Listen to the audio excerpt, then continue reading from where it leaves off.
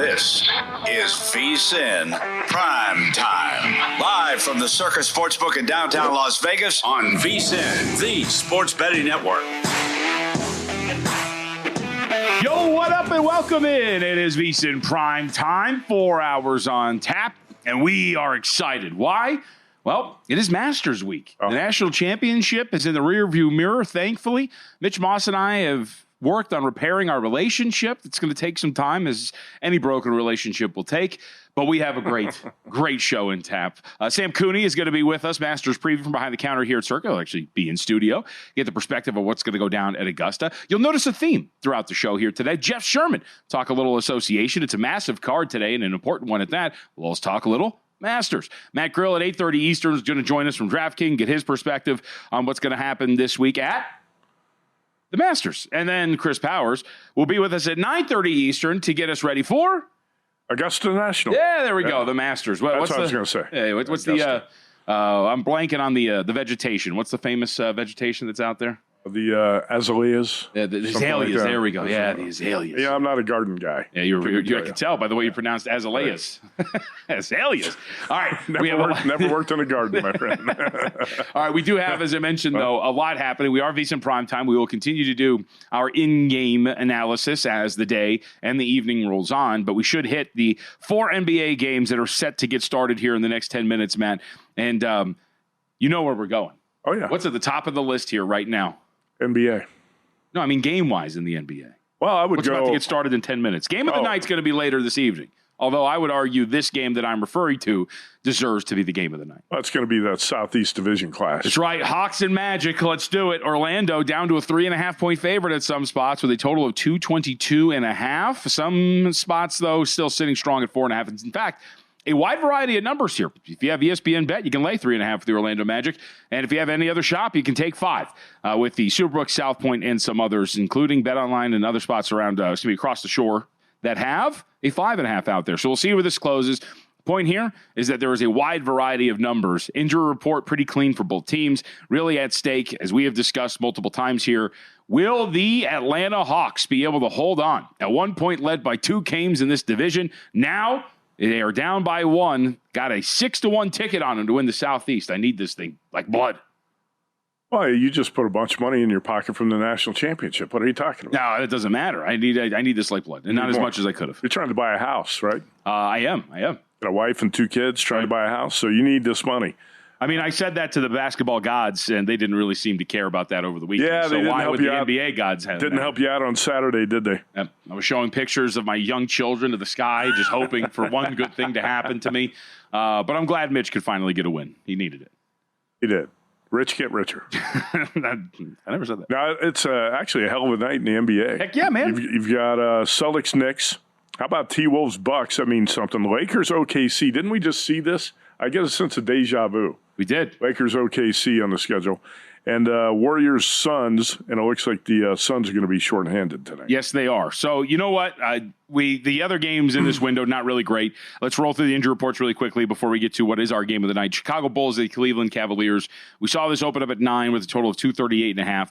Current numbers right now, 14.5 in favor of Cleveland. Some as high as 15 with a total of 239.5. Injury report. Bulls, it's a rest day. Josh Giddey, Kevin Huerter, Trey Jones, Nikola Vucevic, and Kobe White all out tonight for the Chicago Bulls. So they will not, and they do not have anything to play for, so they will not be playing for much this evening. Cavaliers will not have Donovan Mitchell, thus the massive point spread. We've seen this before, though, in recent weeks, especially at the end of the year. You get these really big point spreads, but when teams are locked in, because keep in mind, the Cavaliers have nothing to play for either, being locked into the 1 seed, you get some wonky results, even with some shorthanded teams. I would not be running to lay 15 with Cleveland. In fact, it would be Chicago or nothing here, catching such a big number. Should also note another big number for Memphis. They opened up as 13.5-point favorites with a total of 230. That is up to 14.5 with the exact same total. No move there. No real injuries to note for the Charlotte Hornets outside of Miles Bridges being available to play later tonight. And last, but certainly not least, we need the Wizards to lose, Matt. Clinch the under on the win total with a loss, and I've got a 20.5 under at plus 105, so let's get this thing done. Indiana Pacers open 18.5 with a total of 238.5. Current numbers right now, a paltry 19.5. with a total of 236. Any bets for you on those games you just talked about? Nope. All my bets come a little bit later in the evening, so let's get to it. None of those, despite the fact that Atlanta and Orlando is one of the best games on the board, they all pale in comparison to what we're going to see tonight. The lights are on and the stakes are high. It's the primetime game of the night. As Dave McMenamin said up on social media, the Lakers are going for it, Matt Youmans. Everybody, all hands on deck. Lakers now a 9-point underdog with a total of 230.5 in their matchup against the Oklahoma City Thunder. You said it earlier. Yeah, we just watched this. Los Angeles was just in OKC the other day. Won that game by 27. They did on Sunday, 126-99. And after a day off, they will go back at it again with one another. So obviously, revenge on the mind for the Oklahoma City Thunder against the Los Angeles Lakers.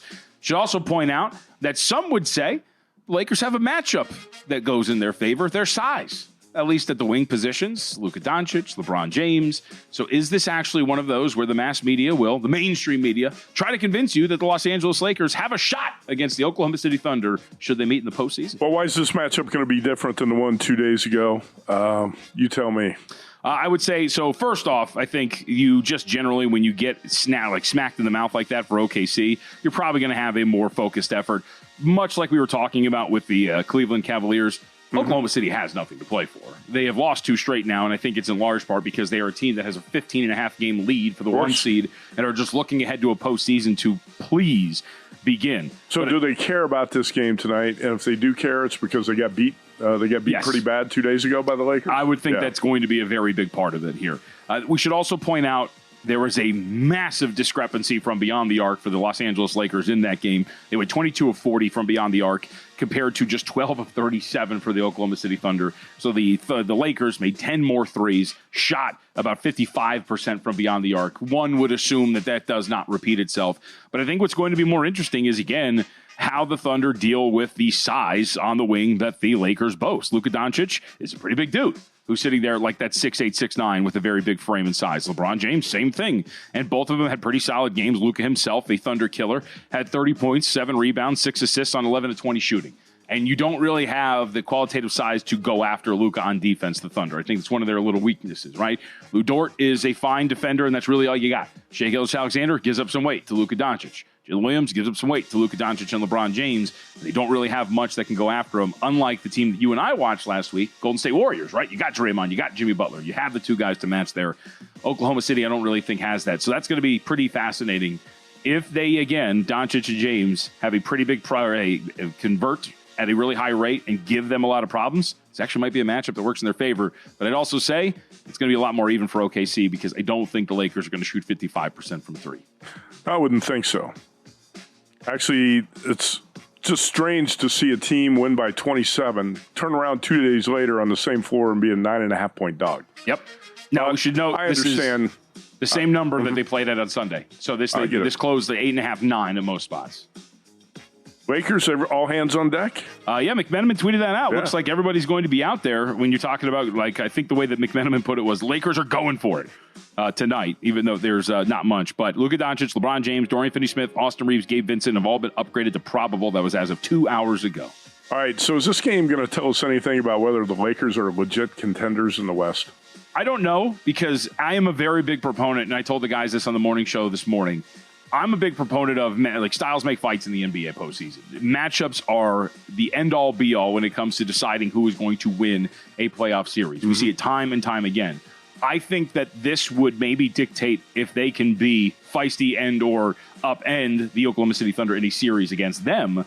But I don't think it speaks to the grand scheme of, hey, watch out that the Lakers can win the West, because they might run into a team that matches up better with them, like the Golden State Warriors, and I think that matchup works better for Golden State. So I think this just tells us whether or not OKC wants to see the Lakers in a postseason series. Because the Lakers come out there and bully them again, then I think that's going to be a problem for Oklahoma City. It's going to be interesting. Also, you're talking about the playoffs and matchups. It's also, when you get to the postseason, your stars got to play or your superstars got to play like that. And the Lakers got 2 of them.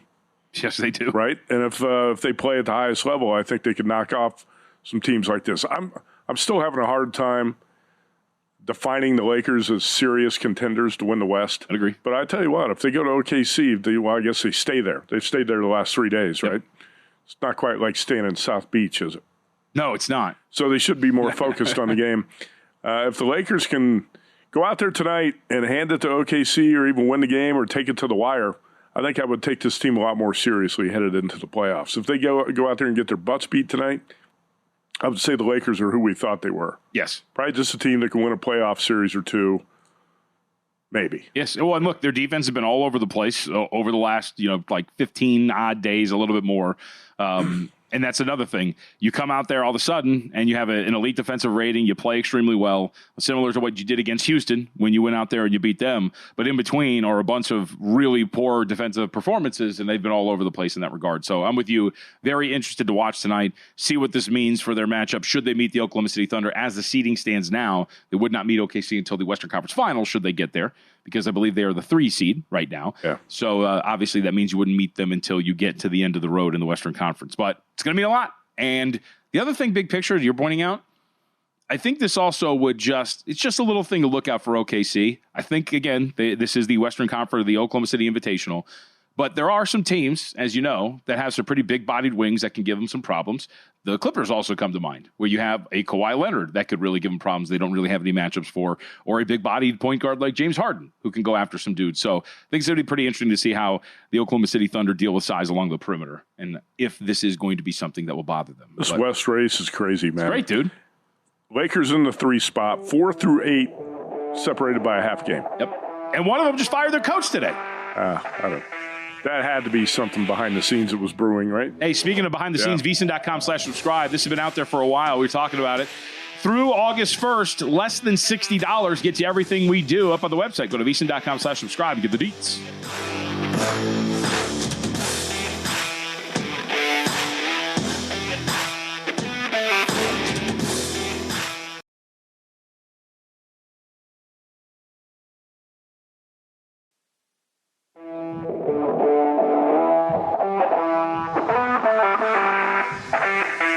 This is VSiN PrimeTime on VSiN, the sports betting network. All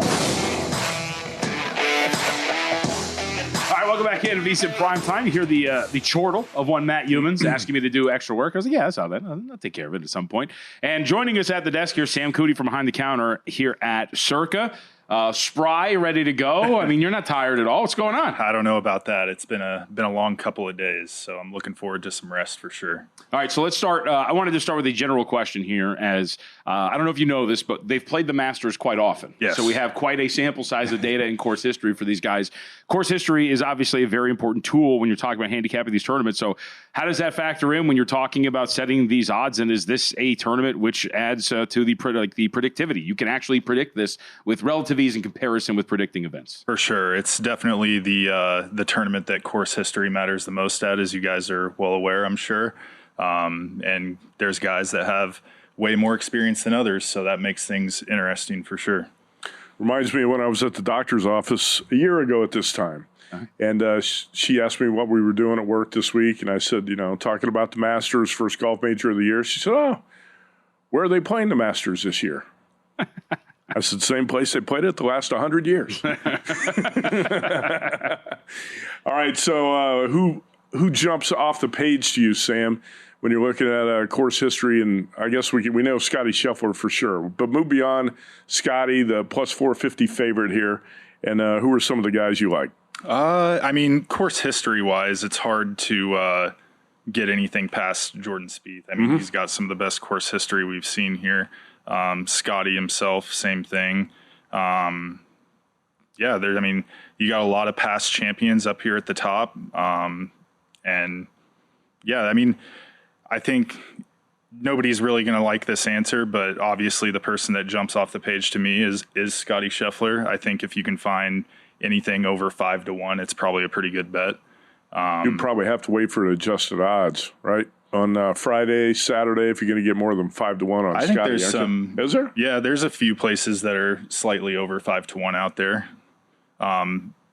Probably more offshores than anything else. I haven't seen it anywhere around here. I know that. Plus 475 is about the best I've seen. Yeah, that's what we're at currently.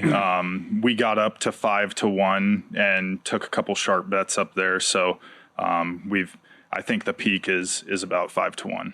Is he worth laying these like minus 110 top 5, minus 250 top 10s? Like, where do you draw the line there and laying those prices? Well, it all depends on if you're betting dead heat or not. I mean, very rarely are you ever going to make a good bet that involves dead heat and that doesn't pay out the ties. But yeah, I think there is value if you can find a place that pays out the ties and no dead heat for sure. You know Joey the bookie, right, from Louisiana? Sure. All right, Joey is a former college golfer, very good golfer. He told me today he thinks Scotty's going to win and win by a lot. What do you think? I could see it. I could definitely see that happening. I mean, the course fits him perfectly. We've seen him do it twice already. The guy does everything well, obviously. And one of the things that's just so important around here is your strokes gained around the green. And there's just nobody better than Scotty. But he's been a little bit off this year in 2025 after the accident he had in December. For sure. And I think the putting is a big question for a lot of people. Right. But at the end of the day, ball striking and around the green kind of rules here. And if he can go out and hit a bunch of greens, all he has to do is birdie a few par fives here and there, and I think he'll be all right. Sam Cooney, golf oddsmaker here at Circa Sports with us. You're also a former college golfer, right? Washed up. Washed up. How old are you, 28? 29. Okay. JVT, how old does this guy look? I mean, geez. What was that? You're an old timer compared 26. to Sam. Okay, there you go. See, I like that. Oh, wow. Okay. Don't be mad because you look 6. You look like Angus Young, like we were talking about yesterday. This guy can play some golf. Okay. Let me tell you, you got to get him out there. Gotcha. We'll have to get out there. I may or may not have almost killed Matt Youmans the first time we played golf. All right, let me ask you. We'll get into the rest of the board too, but I'm curious. Rory McIlroy, obviously up there as well to win this thing. We know about the course history there too for Rory. Elbow issue though, about 2 weeks ago. It's been kind of a theme. He says he's fine. How do you factor that in as you head into Augusta? I mean, it's definitely a question mark. I don't know if you watched any of the interview. They asked him a couple times. He kind of avoided it, and then he came out and said it's fine. So I don't know. When he first said that last week, the thing that came to my mind a little bit was we're making excuses already a little bit, possibly. Right. Should he be the second favorite? Absolutely. Would I be running to the window to bet him? Probably not. Would it be wise to maybe look to play against him in some of these matchups? I mean, I would assume you're going to get some pretty good odds playing against him if he's not fully healthy. It's obviously a guessing game, but yeah, it definitely is. If you can get the right price, I mean, I'd definitely be looking to bet against him rather than bet on him. That's for sure. All right, how about Colin Morikawa this week? DraftKings has got 18-1. Here at Circa, you've been bouncing from 13 to 14-1. Do you like Morikawa this week or no? Yes, I think 18-1 is too high. Yeah, I like that too. You probably will not see us go past 13.5 or 14. One of the best tee to green players here. And yeah, I mean, if he goes out and the putter gets hot, he could kind of be the person that could run out and get a pretty big lead and kind of sustain that throughout the tournament. So, who are you taking money on aside from Scheffler? You said you went to 5-1. You took some action on Scotty. Who else are you taking some, let's say, significant bets on here? Just in the futures or maybe in matchups, whatever it happens to be. You know, one of the big ones. I mean, we got down as low as 10-1 on Ludwig Aubert here a couple weeks ago, and people were still betting it over and over and over again. DraftKings got 22-1 on Ludwig right now. See, we're all the way back up to 23, and I'm perfectly fine with that price. But it's just weird how we had all this interest at 10-1. Now we've drifted back out all the way to 23 and really haven't taken a significant bet from anybody. Well, he's been in very poor form lately. Yeah, and missing the cut last week, I don't think helped his Indy Jeff Seeley, who's probably the biggest Ludwig fan in the world, 3 weeks ago was talking about how he's going to win more majors than Brooks Koepka. He's going to bet him. And then last week he said, don't bet Ludwig in the Masters. He's in terrible form. Definitely don't play him this week. So he's going to win going away. Yep. Could happen. You never know. So who else? Where else are you seeing action? Taking a pretty significant amount on Bryson at around 17-1 is kind of the price point where we're seeing some sharp bets on him. We're pretty good to most of the guys at the top. As usual, we're rooting for Scotty. John Rahm would be another good result for us. They like Brooks Koepka as always. Every major, we're pretty much buried to Brooks Koepka regardless of the price. The big fan favorite Vegas guy to Minwoo Lee is probably been one of the most popular bets as far as ticket counts. And his price after the win has obviously come down significantly. The other big one I would say that we're just seeing a ton of public interest on, which isn't going to be a surprise to anybody, would be Jordan Spieth. Yeah, he's got some positive course history at Augusta. One decent finish in the past 3 years, but basically you got to go back about 10 years to when he was at his best on this course. JVT loves Hideki Matsuyama. Not much on him? Let's see. You going to bet him this week? No, but I know, but I will bet my new white whale, because I hit it when he won the Masters. I had him. Don't tell me you're going to say Tommy Fleetwood. It's my new white whale. No, we took a sharp bet at around 40-1 on Hideki, and ever since then we've kind of kept it down, and we're a winner to him. So, where would you personally maybe draw a little bit of a line? Everybody's always looking for golf long shots. We have our podcast, Long Shots. Wes Reynolds has hit a few. But with a tournament like this where there's so much course history and data, where would you kind of draw the line when you're talking about long shots for a tournament like this?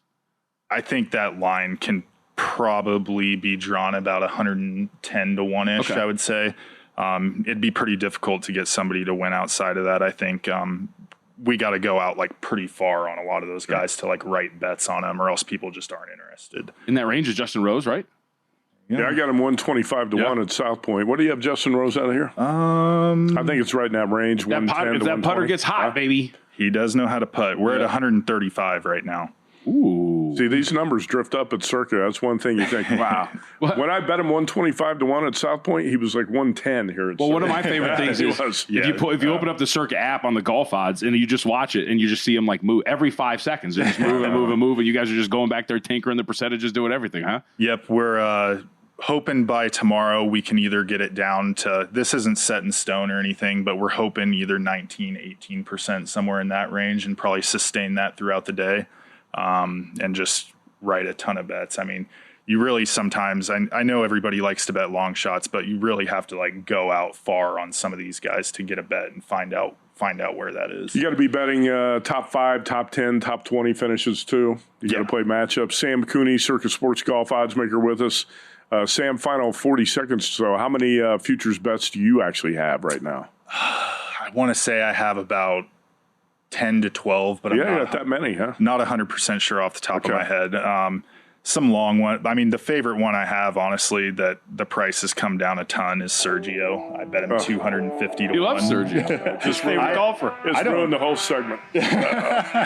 Wouldn't it be ironic? Sergio Justin Rose playoff once again from the Masters, huh? Rose better win this time. All right. Sam Cooney, appreciate it from the Kind of Counter. Go get some sleep. Go get some sleep. We'll come back to our VSiN PrimeTime.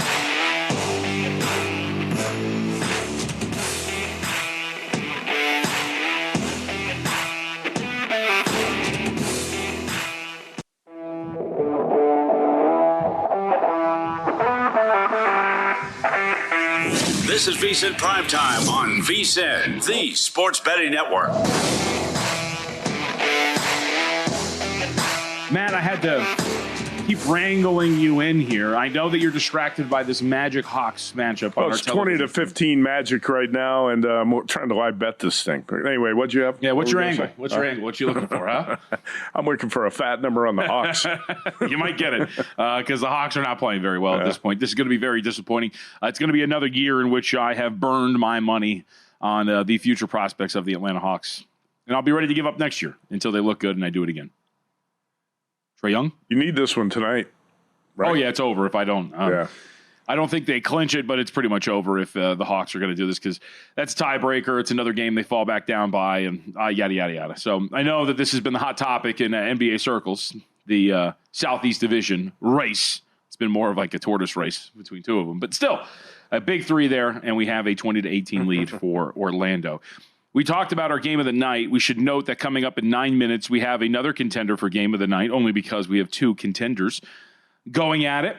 New York Knicks taking on the Boston Celtics. Just want to update this. Jaylen Brown will play tonight for the Boston Celtics. That's a good thing. Brown's been dealing with a bone bruise in his knee. He's actually talked about dealing with pain quite often. So it's one of the questions of how healthy is he going to be as we move forward. But either way, he will be out there tonight for the Celtics. Drew Holiday, Derek White, Jaylen Brown, Jason Tatum, and Kristaps Porzingis will take the floor against the New York Knicks. Knicks, of course, a team that standing-wise doesn't have much to play for. They are not locked into the 3 seed, but can win and keep the Indiana Pacers at bay, who are locked into the 4 at this point right now. Pacers, of course, trying to stave off the Bucks, who are down by 3 games, but it's not as mishmash as the Western Conference. This seems pretty likely what we are going to get in the East. Either way, Knicks right now catching 2.5 at home. Angle here that I think is worth noting, and one that I will take for this game tonight. Despite the fact that the Celtics don't have anything to play for, I will roll with the premise that the Knicks do stink on defense. If you look around, team total for the Boston Celtics, I thought was worth playing here in this game. Currently set at 113.5. I think it's a fair number to ask them to go over that number. So over 113.5, the team total for the Boston Celtics, how I approach this tonight at -110. Sounds good to me. I've not talked to Paul Bovey about the Knicks and the playoff outlook. Superfan, Knicks superfan Paul Bovey. Yep. Don't know how he feels about this team going into the postseason, but I think you're probably not that optimistic about how far the Knicks can go. Yep. I don't know. I was asked earlier today, where was I on? Oh, our VSiN morning show. The guy, Jensen and Dave, asked me. It's been a long day for me, too. Don't worry. Jensen and Dave asked me about the Knicks, and I told Jensen, I'm like, look, man, I can't get there. And I'll be willing to be wrong. But winning a playoff series, sure. They're good enough on offense. Would I be surprised if in a 4-5 matchup they beat the Indiana Pacers? Not really. I think that'd be a very long series, a very high-scoring series. But right now, they are destined to meet this Knicks team in the second, or excuse me, this Celtics team in the second round, should they win their first-round matchup. And I don't know about you, but I don't know many people who would be willing to think the Knicks can pull that upset off against the Boston Celtics in the second round. Highly unlikely. Correct. Celtics going to be a big price in that one. What would you put it right now? I'm terrible at making series prices. Judging by them being 2.5-point favorites here, I would say, especially at home, you'd probably be like, what, $4 favorites? I was going to say the series. Yeah, I was going to say bigger. I was going to say about double that. Okay, 8 to 1. Okay, yeah. I was. My range would be -400 to -500. Again, I'm terrible at setting series prices. Well, you might be right. I think it's somewhere in that range. They will be prohibitive favorites nonetheless to win that series should they meet in the second round. So that game's coming up here in about 10 minutes. I know you're excited, but I don't have much on the heavyweight matchup between the Pelicans and the Nets that is also starting in 10 minutes. Yeah, I don't either. Okay, I looked through my notes and I skipped over that game tonight. All right, our guy, I want to throw this out there as we tie in the theme of the show today, which is getting ready for Augusta, the Azaleas. Sean Green, Sports Gambling Podcast, guys, checks in and says, I'm with you, JVT. Tommy Fleetwood, my white whale. Is that right? Yeah, 41. If you've been betting Fleetwood for the last 4 years. I don't need to hear it. You're 0 for Fleetwood, whatever many times you bet him. As many letters are in his last name. So how about this? You and Sean Green, and Sean, by the way, he and Ryan Kramer are very good at the UFL. Yes. We were talking about that with them on Friday, where they were sweating out a UFL under when we walked in here the other day. My God, have you seen some of the UFL scores recently? I have. This league is bad. Matt, I will be it's quite ugly. honest with you. There's nothing good about it except for you can win some bets if you're playing the unders. When Kramer and Green walked in the other day, that is the moment I learned the UFL was still happening. Yeah, because they gave me a play from the previous week. It was easy winner, so I started paying attention to it a little bit. There was a game that was 11-7 over the weekend. It sounds like a thrilling defensive affair. Another game that was like 15-12. I assume it's just rock solid defense and has nothing to do with the level of offense you're seeing. Incompetent offense? No way. I watched a little bit of a couple games so far. I just don't think these spring football leagues are ever going to make it, man. I don't either. There was a note that was put out there. I saw it. Somebody retweeted it on social media that the ratings are up. And I was like, all right, I guess. Last year, 47 people watched the average broadcast, and this year it's 60. Yeah, or no, it's let's see, 47 times 2. What's that? I don't know. 94? That would so be 94. Let's see. 100% increase. There we go. Come on. They've doubled. I'm with you. I can't. I understand the thirst, I guess, for a football product. So, but my thing was, tell me what you think about this. This is not going to happen anytime soon. But Deion Sanders was in the headlines last few weeks talking about wanting to do like a summer camp type thing that they do in training camps for the NFL. Where you bring another team in, you do your practice for the week, and then you play your preseason game with them. So Sanders' idea was doing that, having practices, but then doing the spring game against another team. My idea, if you want spring football, is that you craft now, since this is becoming a pro league anyway, craft a college preseason. Televise all these spring practices where you're going to get Colorado versus, Syracuse, if they're going to meet with each other, practice for the week, then broadcast the game in the spring. You'd watch it, wouldn't you? I'd watch it, learn a little bit more about these teams, see what's going to happen, get our first look at all of them, and have like a 4-week stretch during the spring where we get to watch all of these different spring games against teams that will face one another. That'd probably be more interesting than the UFL. It would be. I wouldn't be fascinated by it. I'm sure Brad Powers would watch every minute of every game. There would be some guys like that. I'd probably watch it, but I don't know if that's the answer either. I think it's to your point, I just think it's a better answer than this. Yeah, you just need an off season from football. I mean, I'm with you personally. I love football. There's nothing wrong with having a few months off. Right. From football. Like, I don't understand I got to have it. Like, I don't. Like, I'm okay. You and I both like the sports that occur around this time. We have college basketball. I'm a big NBA guy. Baseball's just getting started. Like, I'm cool with no football until about August. We got golf majors. We got the NBA playoffs. We got the hockey playoffs. We got plenty of stuff going on. We're going to have Kentucky Derby right around the corner, NFL draft. In the past, I used to handicap these spring football leagues and bet them and actually have some success with it, like Green and Kramer are right now, but I've just kind of lost interest in it. Like I said, I watched a couple of games last week, and they were so bad. The games are so bad. You bet the under. I guess just blindly bet the under, but of course the market's going to adjust to that because with so many low scores, the total is going to be dropping. 11-7 was one game. That's right. It's thrilling. Huh? It's thrilling. It's not thrilling.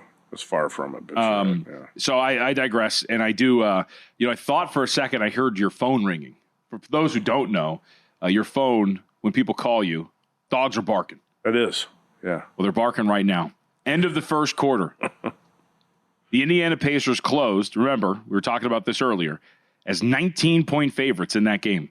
They are down 35-21 at the end of the first quarter, the Indiana Pacers. I will go back to, again, we mentioned this when we talked about those 4 games.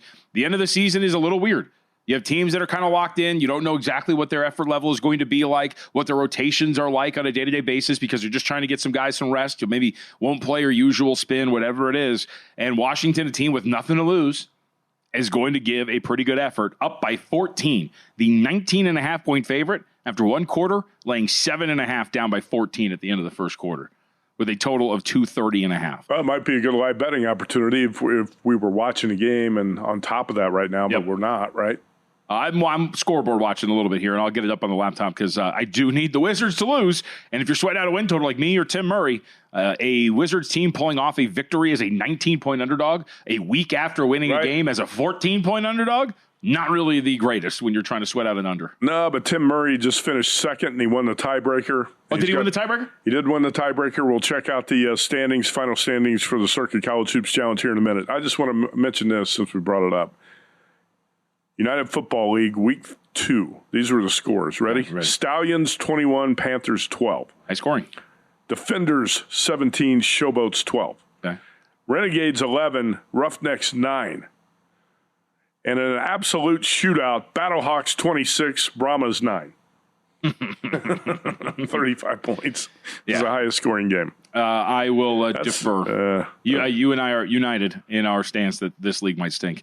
You're probably not great at betting every sport. Let Rhythm help. Best bettors use data to get ahead, so why not put AI to work for you? Rhythm is an app that helps you build personalized betting models, analyze trends, and make sharper picks for every game. Whether you're a seasoned bettor or looking for an edge, Rhythm has you covered with AI-backed projections and insights. And right now, you can get 50% off an annual core subscription with the promo code VSiN or 25% off your first month with the promo code HOOPS25. Check it out, Rhythm, and RITHMM.com.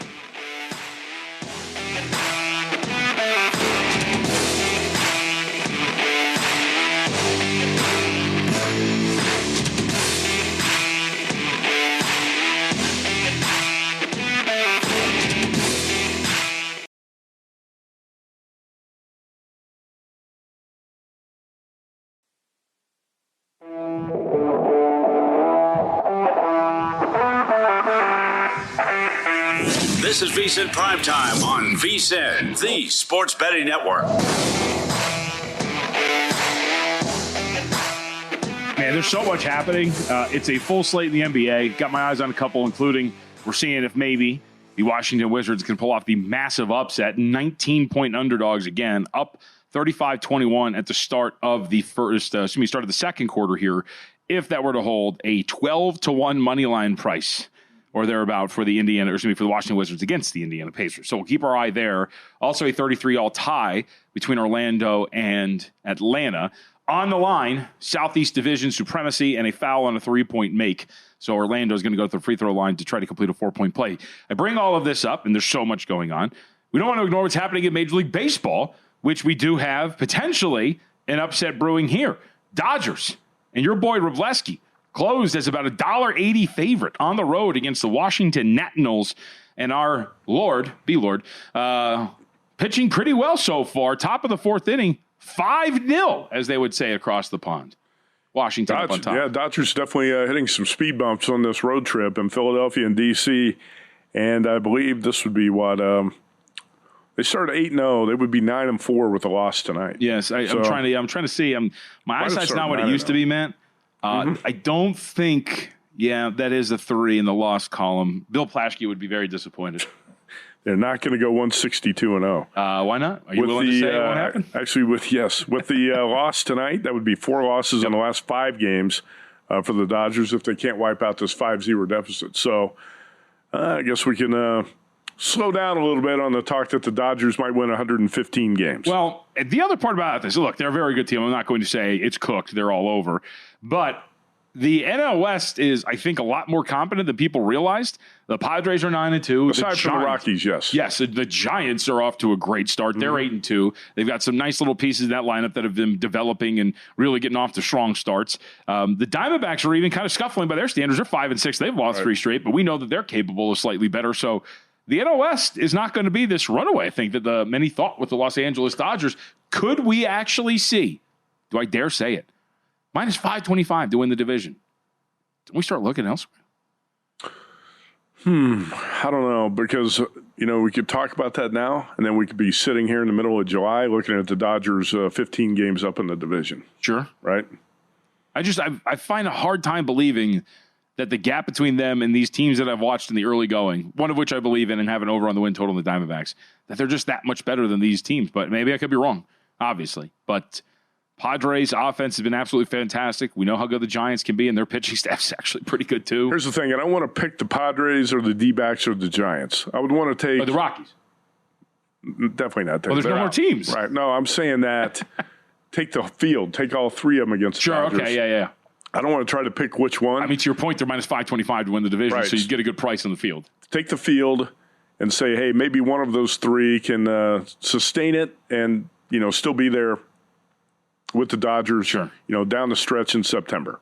I think the D-backs are the best of those 3 teams right now, but we might be wrong. Could end up being the Padres. Yep. A lot of people thought the Padres are going to be down this season, and maybe the Giants are better than expected too. Just take the field against the Dodgers. Maybe you got a shot there, right? Yes. If anybody so you're has going to get plus $4, plus $3.50, somewhere in that range. Well, I know that we always talk about the split, so we're probably going to get like plus 225 coming back. Well, I would not take I'm that. just kidding. Yeah, I know.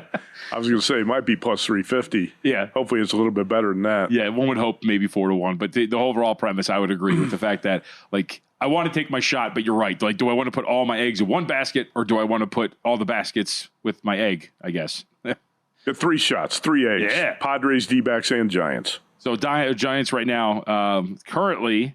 I think, do the Giants play tonight? I want to double check this to make sure.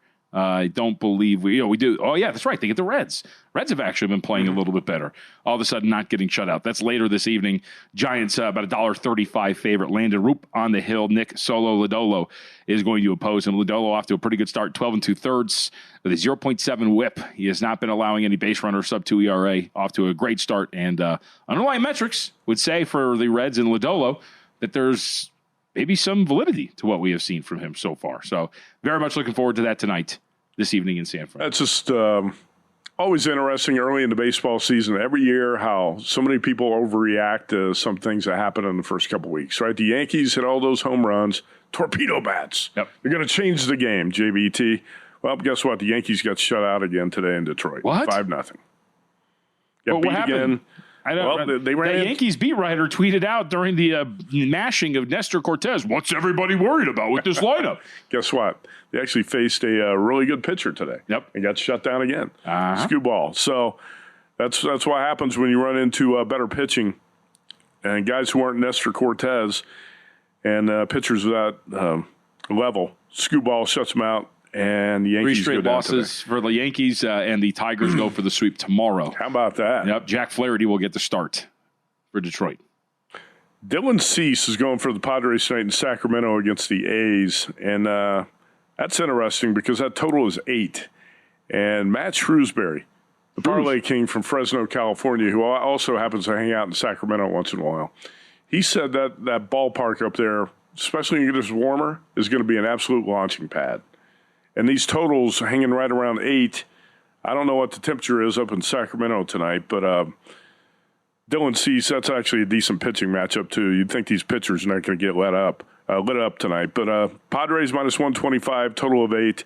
I know a lot of bettors are looking to play these games over in Sacramento. So we've had 4 games so far. The average total runs have been about 13.2. So here's the thing. That's obviously inflated by the 18-3 win by the Chicago Cubs. Mm-hmm. But to the overall premise here, we have seen at the very least 9 or more runs scored in every single game in Sacramento. So whatever that means, we will see. But the short sample size theater would tell you that this is a park that is going to have the impact to the inverse, actually, of what the Athletics used to play in. Right. Which was that cavernous ballpark where it was very nice for pitchers to go in there and play, the large foul territory, everything like that. This doesn't seem to be the case. So I wonder if this continues. How long are they slated to play here? Is it multiple years? I would say 3 years. I wonder if Major League Baseball is going to be down with that.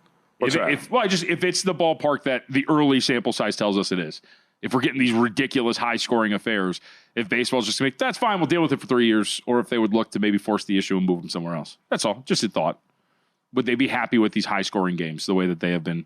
I think so. I think baseball wants higher-scoring games.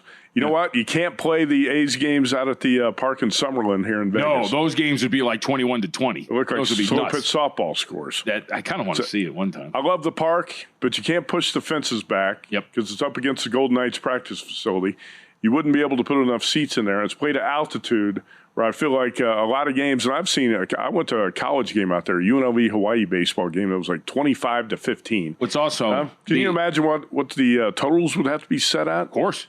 Yeah. Well, I think if I have this correct, I believe there's like a wind tunnel as well that goes out to right field. Am I right? Yeah. So there's that problem as well that just carries balls. Just can't play major league games out there. No. So didn't really have a choice here, but it doesn't seem like this is much better. I mean, it is a little bit, but so far. Well, it's a mess. The situation with the A's, you just got to make the best of it. Yep. And tonight, as you're looking there, $1.25 in favor of the Padres, plus 112 coming back for the Athletics, who have been somewhat competent offensively, but not the pitching staff has not been particularly great. Dylan Cease hanging out here in the Circa Sportsbook When? a few months ago during the offseason. I thought you were like yesterday. That was a good dude. Yeah? You guys bonded? He said, "Where's JVT?" I said, I think he's off today. Yeah. Me and him go way back. I don't think you do. All right, I want to hit these. We have 2 games coming up. I want to hit these really quickly, including one of them being our game of the night, because this will start when Jeff Sherman is on with us. Los Angeles Lakers, Oklahoma City Thunder is our game of the night tonight. If you're just joining us, Lakers catching 9 on the road, total of 230.5, a rematch of 2 teams that met with each other on Sunday, as we saw. And this is the exact same number. So usually I think what's pretty interesting is you do see the market kind of react to the team that lost the previous matchup when we get these home and homes or whatever it is, the little baseball series in basketball. Team that failed to cover then is a little bit bumped up by the market the next time out. Doesn't really seem to be the case here. I mean, 9.5 is a half point higher than what they closed at the first time. So interesting dynamic. The other one at play here, Lakers shot 55% from beyond the arc in the matchup on Sunday. Would think that does not continue. Would think the Thunder, who have lost 2 straight, probably have a bad taste in their mouth, ready to come out here situationally and put forth their best effort. And you would think that maybe, hey, just because they care a little bit more, why does it matter? Part of this 2-game losing streak was that Thunder Rockets game that you and I discussed last week. Remember? We talked about, hey, look, the Rockets, they have everything on the line here. They want to prove that they belong in this whole entire thing. And they've been sitting back and rested. I was pretty impressed by what the Rockets did to the Warriors a couple days ago. That, and they blasted the Thunder situationally too. So we'll see what that happens. But I don't really have a play here. I would have a small lean toward the Thunder, but why would I lay 9 when I could probably get a better number in game? Got some strong words about the OKC Thunder, authored by Spittin' Mad Chris Massaro. We'll get to that later in the show. Okay, very much looking forward to a hearing from Spittin' Mad Massaro on that. Yeah. Minnesota, Milwaukee, by the way, congrats. Should we call him Reverse Mush Massaro as well? Congratulations on that, as he tweeted out yesterday. Congratulations, Houston! And they did not win. Folks, new users over at First Bet. Check it out now. Number one, stbet.com. User promo code VSiN200. 20% rebate on all your wagers for the first 60 days, up to $200. Don't miss out. Bet smarter today. Firstbet.com. Promo code VSiN200.